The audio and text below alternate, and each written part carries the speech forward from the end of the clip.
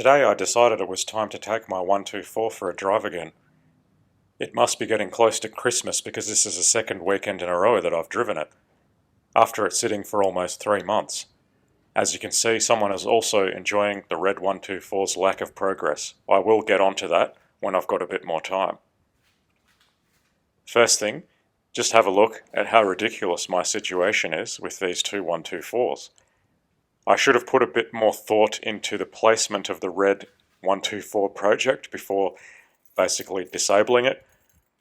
Getting the car out of that garage is quite difficult, and as you will see later, it is quite nightmarish actually just sitting in the driver's seat manoeuvring the car around. So to get it out, I don't start the engine, I actually push it by hand. And of interest, my battery is getting kind of old. It is several years old now. Just have a look at how my car is starting.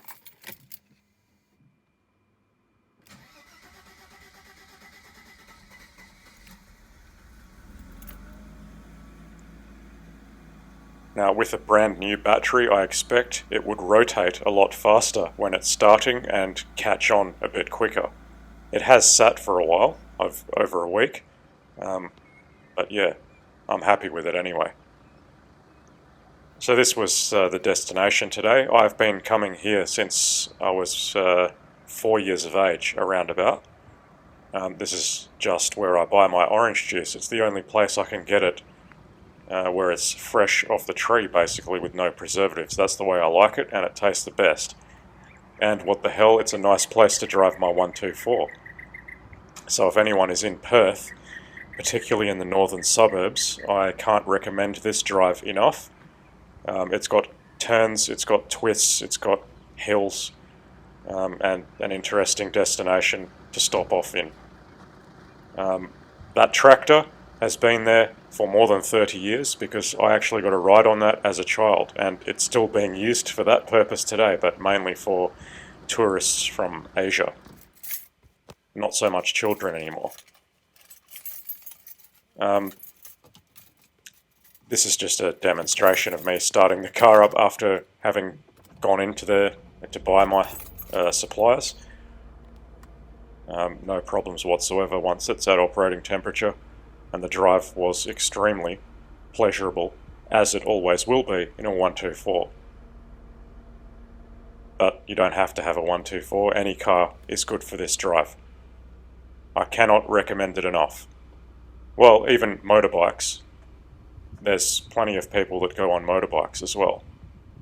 At some stage it will get sold, and no doubt something will change there, I don't know. They have been trying to sell it for 30 years, so I don't know when that will happen.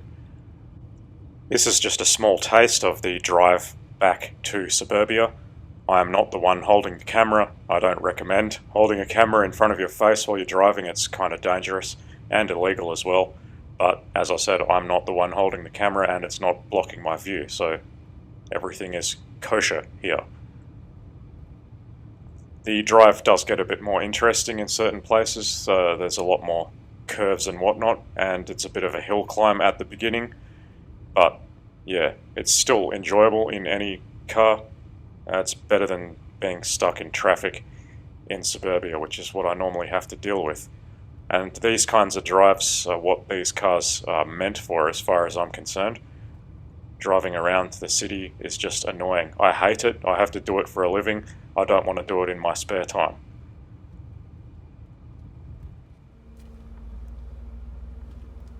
Here is the demo of the nightmare I must contend with every time I want to take my 124 for a drive. You might be a bit more understanding as to why it doesn't happen more often. Pay particular attention as to how damn close I have to get to my red project.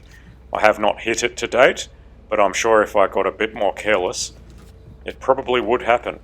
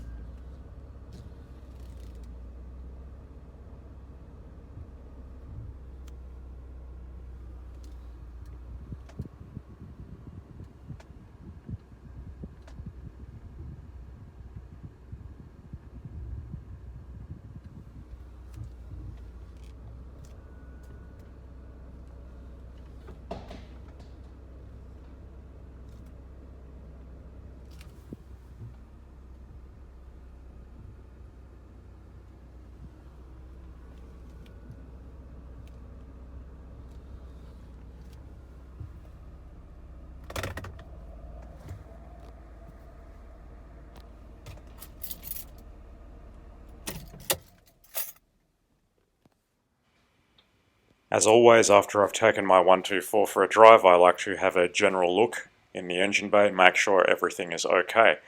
To date, I've never had any concerns whatsoever. I'm very happy with the way this car runs and the condition of the engine. It just has so much love left to give. It literally never consumes any oil whatsoever. The level never changes between oil changes.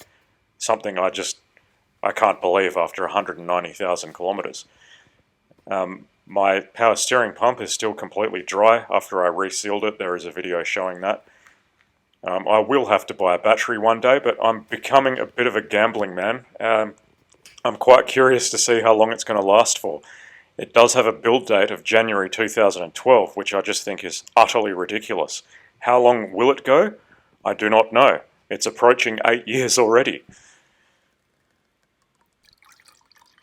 Anyway, today's been a good day, so peace be with you, my 124 friends.